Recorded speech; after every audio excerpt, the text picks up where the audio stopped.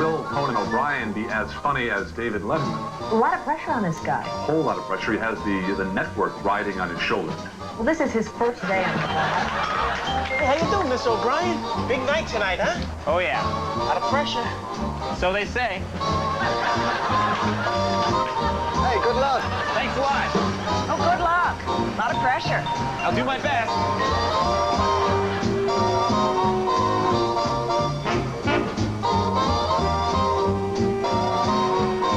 Hey! You better be as good as Letterman. I'll give it a shot.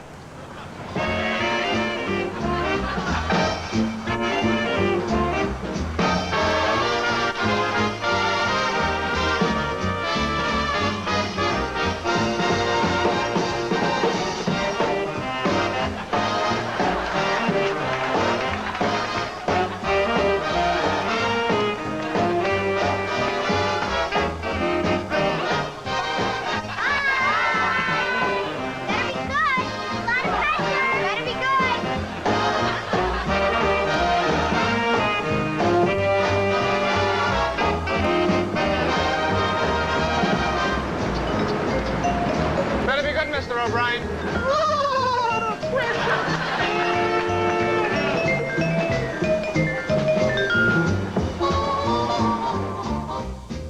Hey, Conan, Tom Brokaw, I just want to be the first to welcome you to NBC. Thanks, Tom. And best of luck to you. Oh, and Conan, one more thing. You better be as good as Letterman, or else.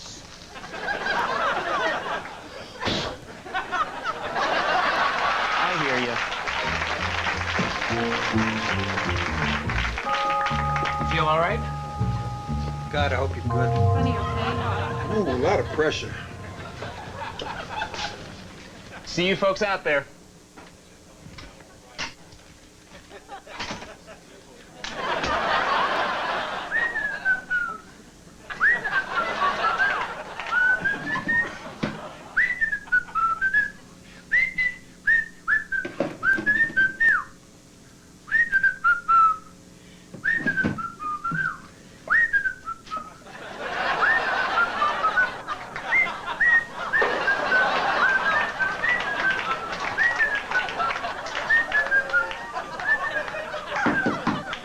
Mr. O'Brien. Now, or do I have a minute? Right now.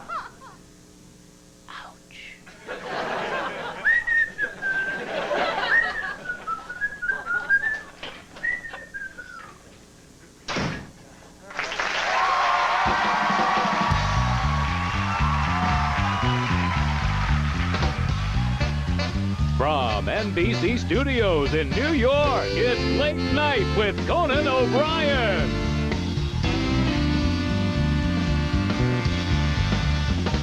Tonight, John Goodman, Drew Barrymore, and Tony Randall with the Max Weinberg 7. Why can't we feed the hungry? Wrong time for that. Now, here's your host, Conan O'Brien.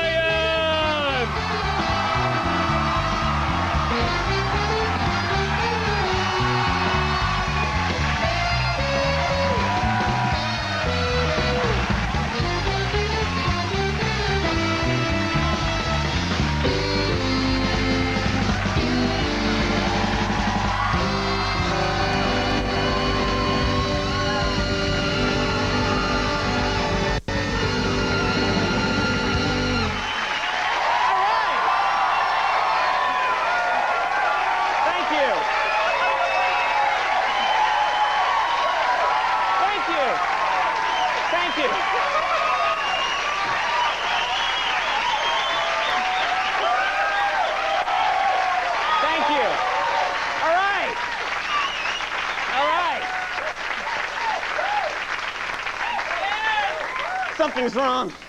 Something's really wrong. No, I'm fine, really. I'm fine, I'm fine. No!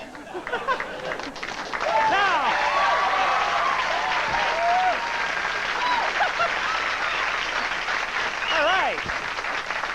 Well, I've been in show business now 45 seconds, and this is the nicest reception I ever had. Thank you very much. Okay, it's our first show. I got to admit that this is a little unusual. I mean, let's face it, most guys that are in this spot, they came up here a different way, you know? I mean, a lot of guys, they spend years and years in the clubs, working very hard, struggling, and finally, they get here on TV. My plan is to start on TV, claw my way into the clubs. 10 years from now, I want to be in high school. But I do feel very good about this show. We've got a terrific show together, and I've been giving this thing, giving it a lot of thought, all right? About a few months now. First of all, on a lot of shows, guest is out for how long? 6 minutes, 7 minutes, and then they're gone. You never get to really know them, you know? So I thought, on this show, same guests every night. All right? You are really going to get to know John Goodman, all right?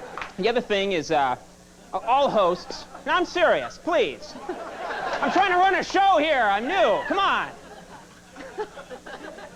A lot of hosts, they have their trademark gesture, of course. Carson had the famous golf swing, and Arsenio has this thing. I don't know what it's called, but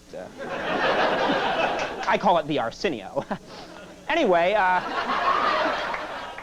I thought, you know, I should have my own trademark gesture. And I worked out some, you know, options. If you want to see them, do you? Yeah! You do? All right. All right. This one's good. You watching America? Because you're going to see a lot of this one.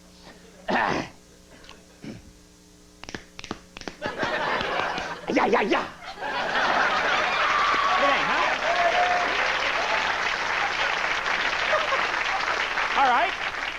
I had one other one, which is actually my favorite, if you want to see it. It goes like this. All right, you'll see it. That's how show business works. I can't bring something up and then not do it. All right, here's the other one. Shh, shh. Hi, America. We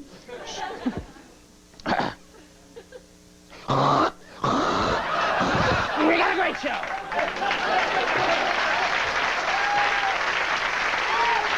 All right, I'm working it. But in all sincerity, I am very thrilled to be here. This has long been a dream of mine to do this, and to do it well. We'll see. And I remember when I was a kid, I used to think about doing it. Actually, in high school, I used to say, I remember saying to my friends, you know, if there's any way that I could someday be a talk show host. I'm serious. You people. And, you know, kids are cruel. And I remember they started laughing at me a lot of the time. And they said to me, O'Brien, the day you get your own talk show is the day there's peace in the Middle East.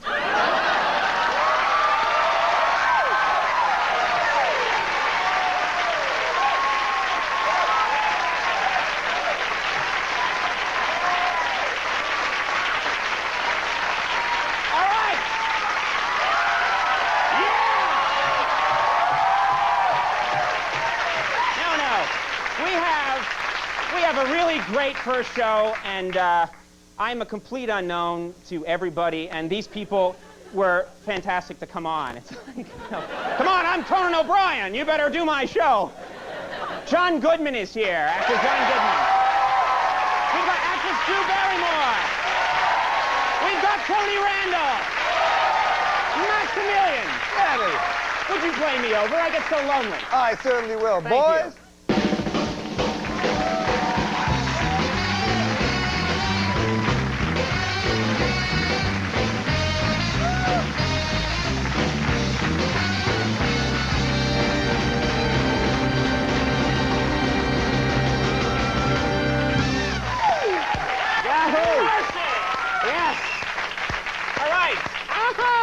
Let me first thank and introduce the Max Weinberg 7. Thank you, Tom. Thank you very much. Here they are. There we are, my boys. And now I want you to please welcome a friend of mine, some might even say a sidekick, Andy Richter. Hello!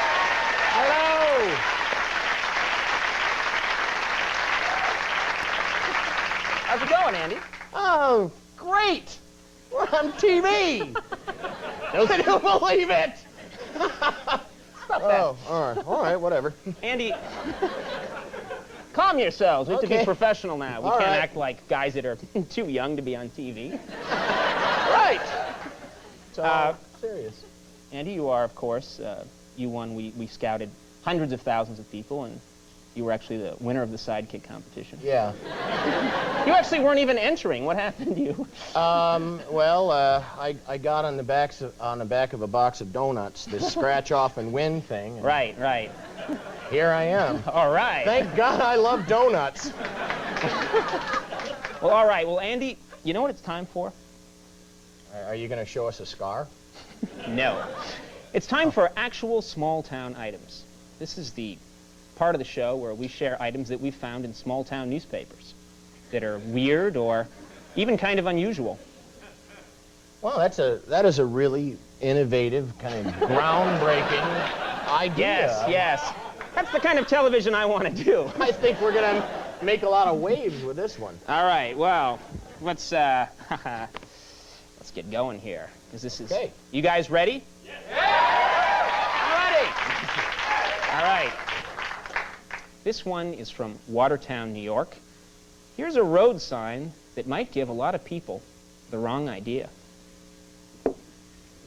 We get a shot of this? Actually, an actual small-town news item. A real road sign. That's right. Real. Road sign. Here is an advertisement taken out of the Wilmington Crier of Wilmington, North Carolina. I want you to, this is actual, of course. We don't lie here. It's an ad for a hair replacement center. Now, please look down at the bottom. It says, free order of French fries with every new set of Michelin tires. That's got to be real. Now, you know, truth is so much stranger than fiction, Andy. I'll say. Woo. Here's an advertisement from Newton, Massachusetts. It's for a miniature golf course. I want you to take a look at this. We found it here, our staff. The ad reads, Bob's Mini Golf Course. We are a really bad miniature golf course. You shouldn't come here.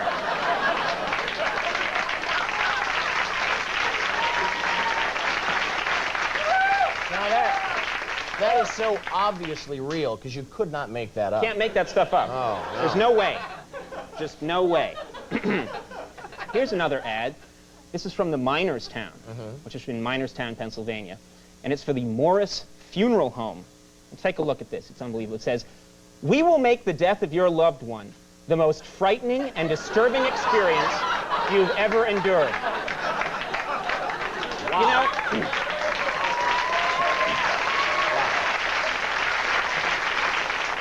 you know something, people? There's nothing funnier than real items that weren't faked and doctored by a graphics department. Nothing. It's got to be real. Got to be real or it's not funny. That's right. All right, now this is an article from the Lexington Daily Mirror of Lexington, Kentucky. I read this. I just can't believe it. Okay, a woman is in critical condition today after being hit by a bus at a downtown intersection. The victim, Mrs. Louise, hit by a bus, was rushed to County Hospital where she was operated on by Dr. Help Louise. Mrs. Hit by a Bus's husband, John Hope She's Okay, spent the night sitting up with her. Wow.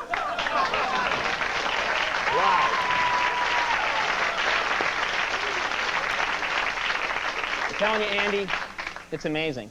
That was an amazing segment, and I hope we can do it again soon.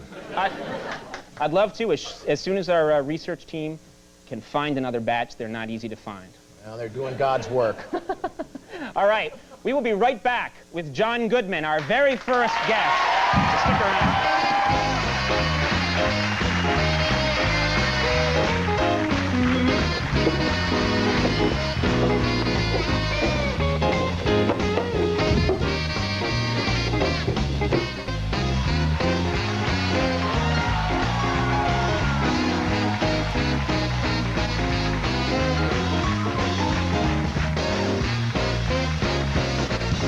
All right, we're back.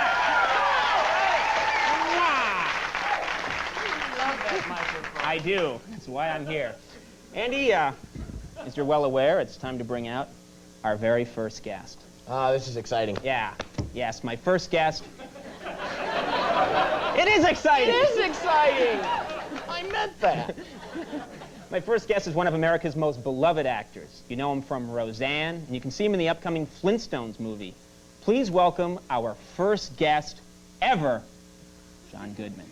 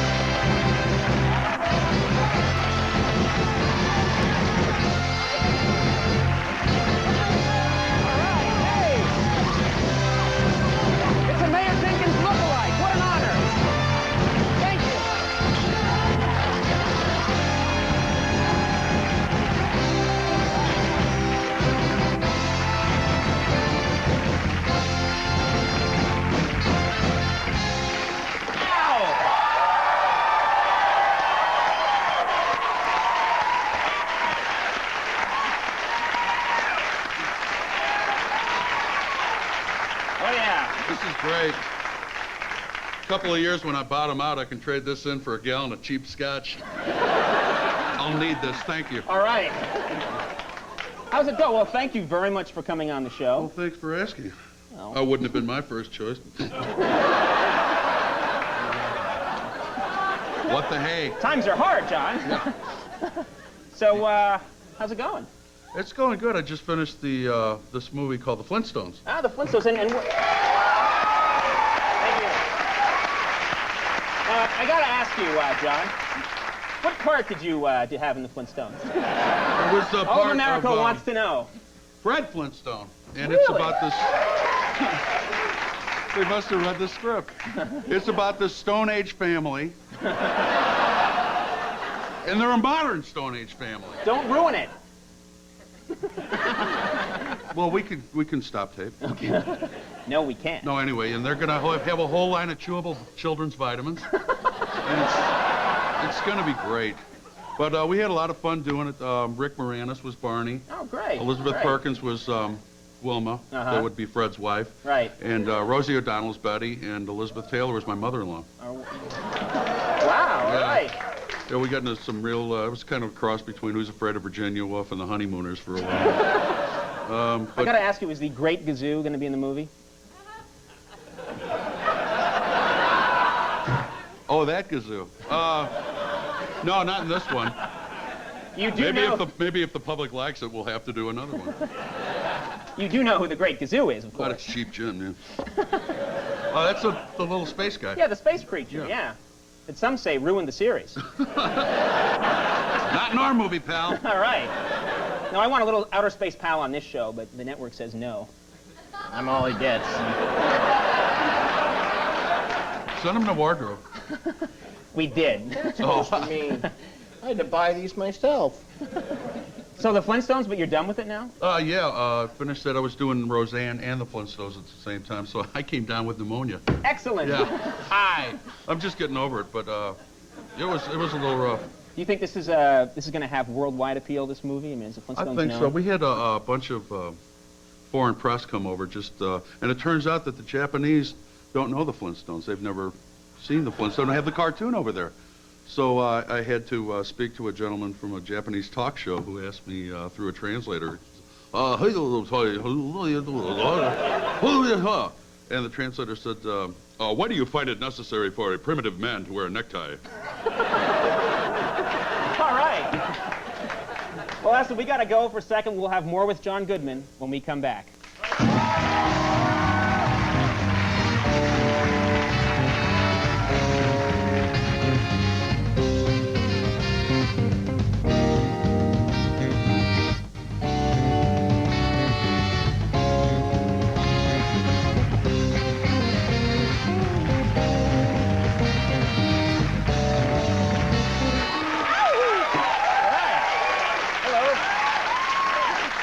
Drew Barrymore is coming up in a bit, and I'm talking with John Goodman. How's it going? What? Oh, right. Yeah. Oh, I'm getting a signal right here. We have to be right back after this special effects technician. So sorry.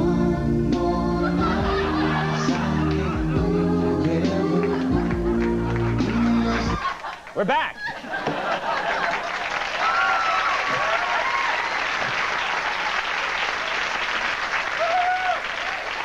You know, it's hard. I got thrown. There's so much nonsense to get to on this show. Gets difficult sometimes. John, I have to ask you something. Yes, sir? If I may. You have to? Yes, I do. I'm being paid. You were considered one of the sexiest men by a lot of magazines. Sexiest men on TV. It's true. Wasn't this in Us magazine? That was Us magazine, or one of those reliable publications, and they didn't say what country's television. But yeah, it was a couple of years ago. It was kind of embarrassing. Now, simultaneously, another magazine also said that you were the star that most resembled Mr. Potato Head. Can we take a look at that? I don't know who it was. Was that there we go. There you are, of course, and of course there's Mr. Potato Head coming up. There he is. What was that? That was Play School. I guess the people that make Mr. Potato Head.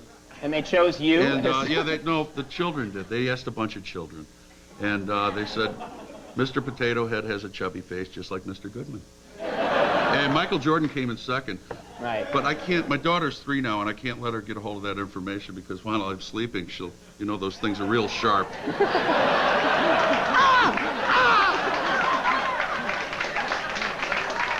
Excellent.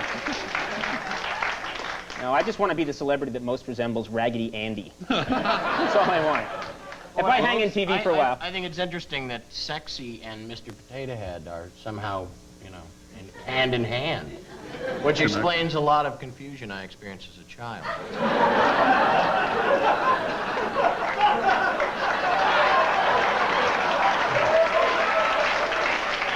Andy Richter, ladies and gentlemen.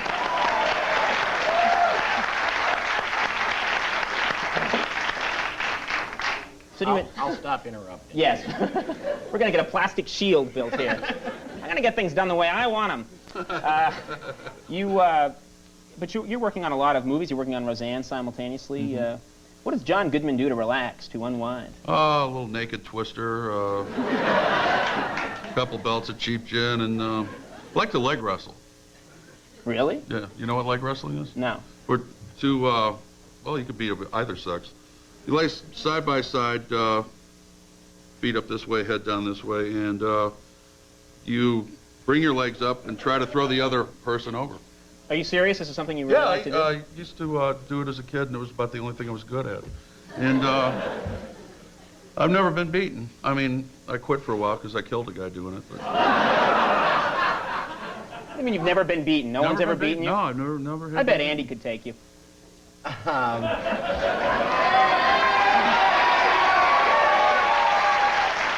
Well, John's just getting over pneumonia, and I'm just getting over like 3 ruptured bursa. So I better Come on. not. Why don't you think you could? You can take one. Come on. No, I mean.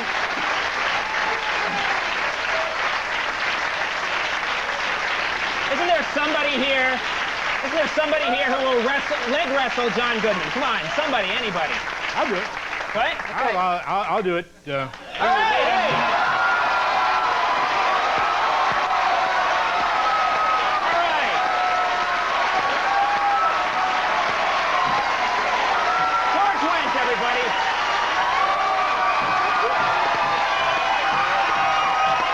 All right. All right. We are, I think we're finally going to settle this thing. The grudge match between the burly, lovable big guys at TV. What do you say? I don't know about the lovable bit, but oddly enough, it's the only thing I'm good at, too. So. Gentlemen, you know the rules. Get to it. Okay.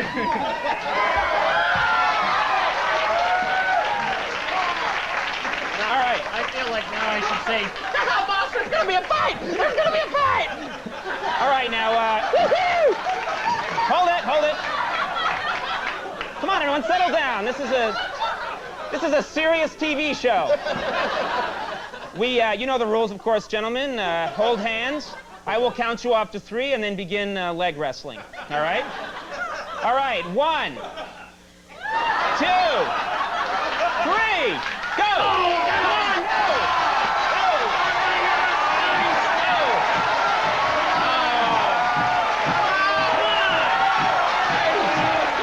Go! You know what? This is why I wanted a TV show. We'll be right back.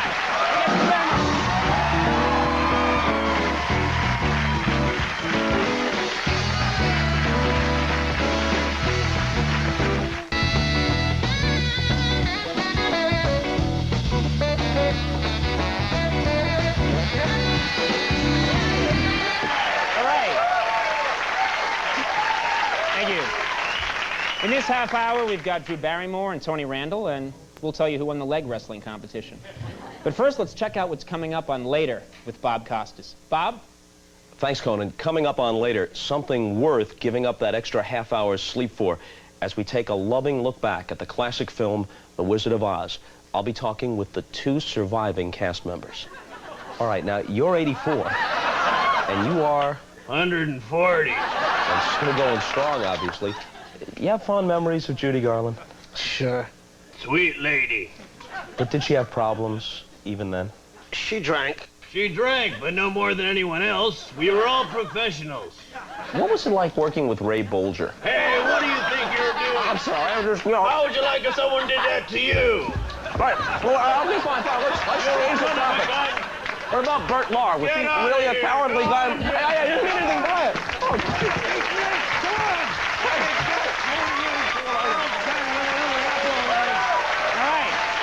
We'll be right back with Drew Barrymore.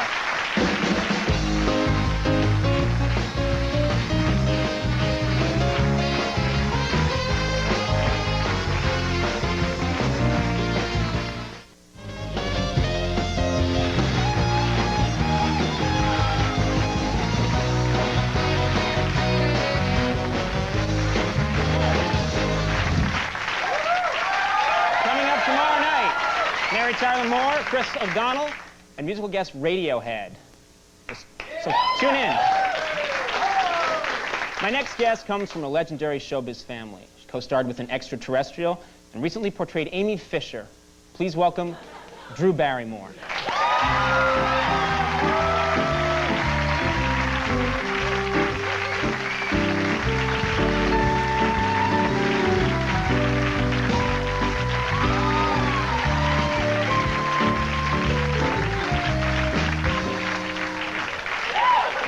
How you doing? Good.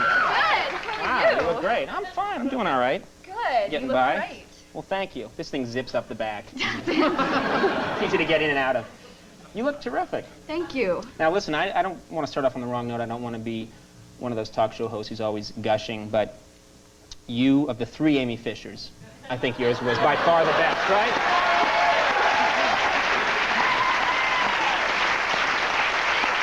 No, it was very funny. It was cool. Now, I got to ask you, did you, a lot of actors, when they're preparing for a role like that with a killer or a murderer, they actually go and meet the person in prison. Did you do that? Because I know... Well, let me tell you a little something about Amy.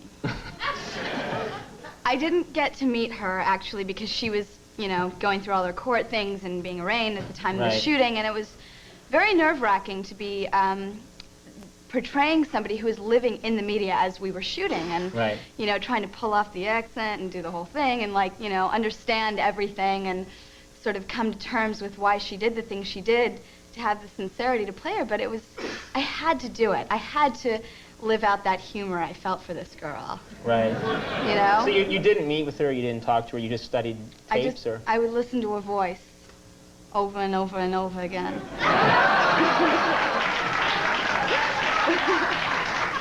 No, all right. Well, it was a very funny portrayal too, which a lot of people wouldn't have gone that way. Oh well, I tried to bring the humor into it, you know.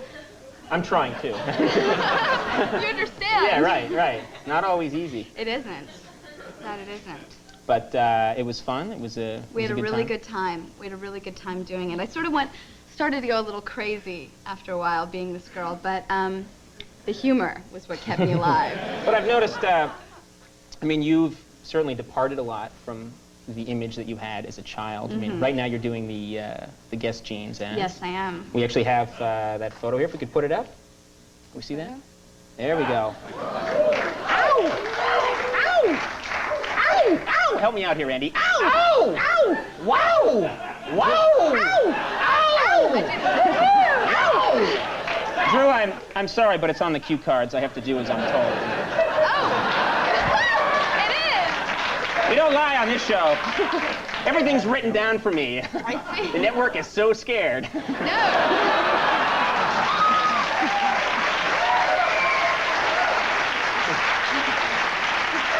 They're like, write everything down for that monkey. But, you wearing a tattoo? I was looking through some of those earlier as part of my job. I have one right on my ankle, actually. What do you have on your ankle? A cross, a sort of fourth angled cross. There's a cross at each angle. And it has rose vines growing through it, and I put it on there about 5 years ago. Wow. How many tattoos do you have? I have 5. Mm-hmm. What? No, I'm not going to get, but what kind are they? You have a cross, and what else? Yes, I have a cross on my ankle. I have a blue moon on my toe. And what makes you think of that? What makes you think of, like, I've got to have a moon? Well, what made you think of it? I don't know. I'm just saying. What made you think, okay, I've got to have that? Because it's a pretty permanent decision. Actually, a friend of mine, we were walking past a tattoo shop one day and went, let's get matching tattoos. Mm-hmm. And that's how it happened. Oh, cool. And it's still there. Right. So... You're not those fake kind. I get the fake kind a lot. I have those too. Those are a lot of fun. And then I have cherubs growing.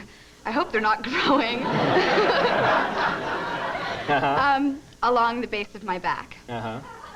All right. Oh, yeah. What are you doing now? Right now, I flew in from Texas, and I'm living in a town called Brackettville. Believe me, none of you have heard of it, and if you have, I'm sorry. We don't even have a mailman. We have nothing. Right. And but it's great because you're very at one with nature.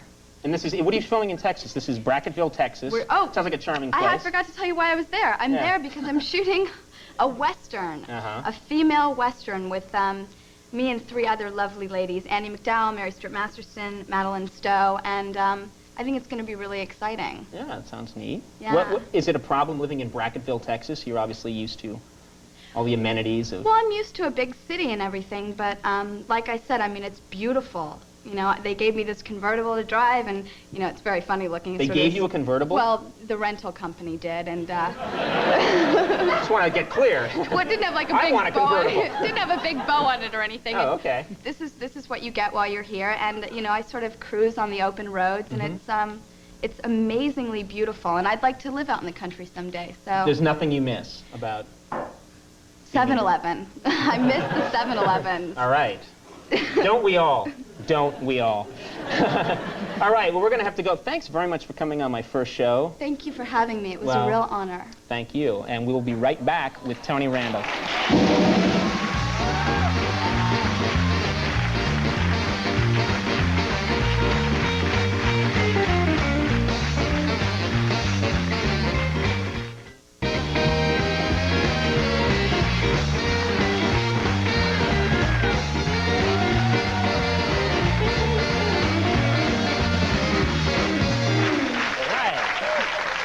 My next guest has been on more than 1,000 talk shows. And since I'm new at this, we figured someone should know what the hell he's doing up here.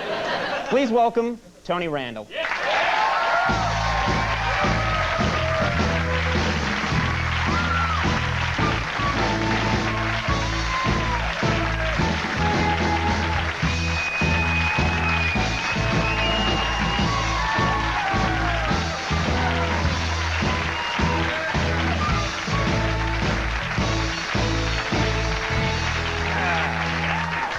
Oh, sorry. How rude of me. You first, and then me, of course. I'm new. That's one thing you've done right. Ouch. No, I didn't mean that. I just wanted to say before anything else that it's a real honor to be on your first show. Well, thank you very much. It's nice of you to say. Thank you.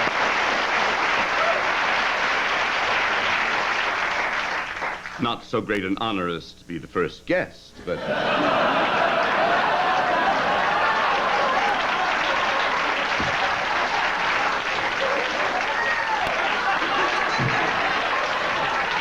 I'm sure John will let you wear the medal if for 5 or 10 minutes. Still, I thought I ought to dress for it.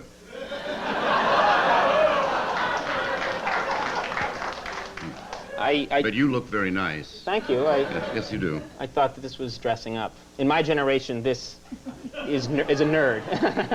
I'm dressing up. For me, this is dressing. You're not amused by me at all, are you? Yes, I am. I'm certainly amused by your clothes. No, this is what we call a bar mitzvah suit. And you know, you look very, very nice in it indeed. Thank you. Thank you very much. Yeah. I'm going to a friend's wedding after the show, and I thought... No, you should go to a friend's bar mitzvah. I feel like I'm being taken to the woodshed. The talk show woodshed. But how are you enjoying the show so far? Come on, I'm bobbing, I'm weaving, I'm in there, I'm trying, huh? Well, I thought the leg wrestling was clever. Yeah.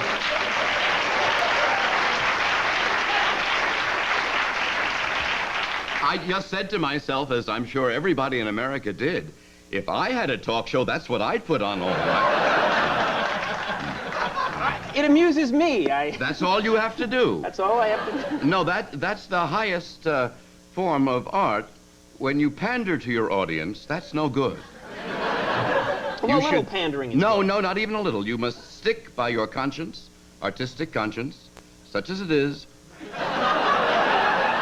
and do what amuses you. So the leg wrestling's good. I'd keep it in. I'd have it every night. Yeah. And then you could have every sort of variation on it. Mm-hmm. Nude leg wrestling. Sure. Yeah. Write it down, yeah. Oh, fool. Nude. There you go. Think anything past me. How do you like the set? I like it. I like Could it be tidier, right? No, no.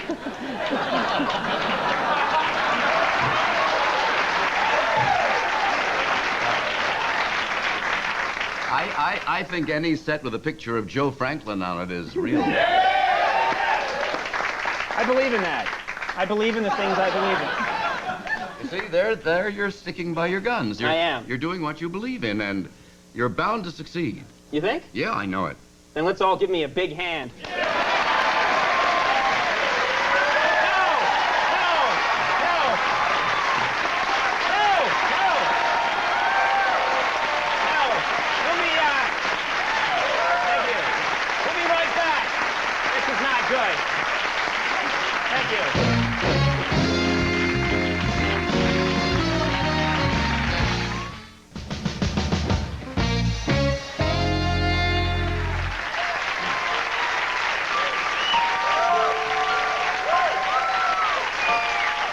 Well,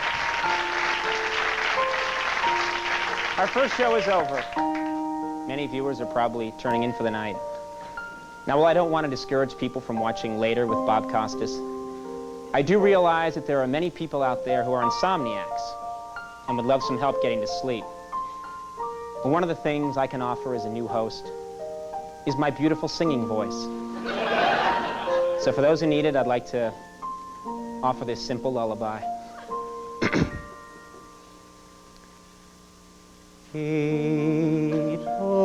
Edelweiss, Edelweiss, every morning you greet me, small and white, clean and bright. You look happy,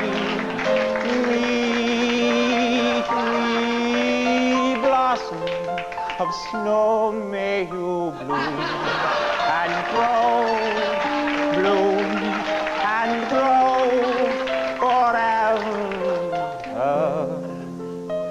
Edelweiss,